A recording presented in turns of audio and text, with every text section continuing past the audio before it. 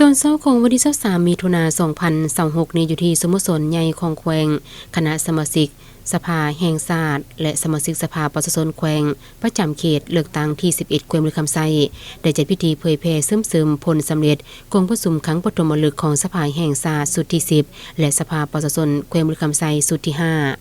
โดยการเป็นประธานของทานโซนธนูธรรมวงศ์กรรมการส่วนกลางภาคเลขาภาคแขวงประธานสภาประชาชนแขวงมีประธานสมาชิกสภาแห่งชาติสมาชิกสภาประชาชนแขวงคณะกรรมการปกครองแขวงพนักงานอาวุโสบำนาญองค์การจัดตั้งมหาชนตลอดฮอดนักธุรกิจพนักงานหลักแหล่งอ้อมค้างแขวงเขาร่วมรับฟัง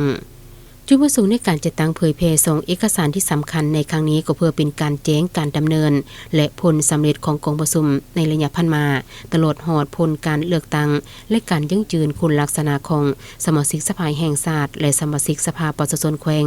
การนับรองเอากงจากการจัดตั้งและบุคลากรขั้นส่วนกลางและขั้นแขวงเพื่อให้ทุกภาคส่วนกำแน่นและหันเป็นแผนการจัดตั้งปฏิบัติให้ปรากฏผลเป็นจริงแน่ใจเห็นให้พนักงานหลักแหล่งและประชาชนภายในแขวงเข้าใจถึงพลบทบาทสิทธิและหน้าที่ขององค์การตัวแทนแห่งสิทธิและผลประโยชน์ของประชาชนและเป็นการปลุกระดมถูกภาคส่วนเศรษฐกิจสังคมให้ร่วมแห่งร่วมใจกันจัดตั้งพันขยายมติของกองประชุมให้บรรลุคาดหมายสู้สนที่วางไว้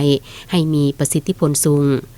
พร้อมเดียวกันนั้นในวาระดำเนินการเผยแพร่เสริมเอกสารที่มีความหมายความสำคัญในครั้งนี้ยังได้รับฟังการประกอบความคิดเห็นและข้อเสนอของผู้มีสิทธิ์เลือกตั้งก็คือพนักงานที่เข้าร่วมตัวการจัดตั้งปฏิบัติแผนพัฒนาเศรษฐกิจสังคมแผนงบประมาณแห่งรัฐการจัดตั้งปฏิบัติรัฐธรรมนูญกฎหมายและปัญหาผลเด่นต่างๆเพื่อรับฟังการอธิบายชี้แจงจากท่านประธานและคณะไปสอบเวียกงานที่เกี่ยวข้องทั้งนี้ก็เพื่อเป็นข้อมูลอันสำคัญให้แก่สมาชิกสภาแห่งชาติและสมาชิกสภาประชาชนแขวงได้นำไปค้นคว้าพิจารณาประกอบความคิดความเห็นในกองประชุมพร้อมทั้งนำเสนอต่อองค์การปกครองสุขภาคส่วนเกี่ยวข้องพิจารณาแก้ไข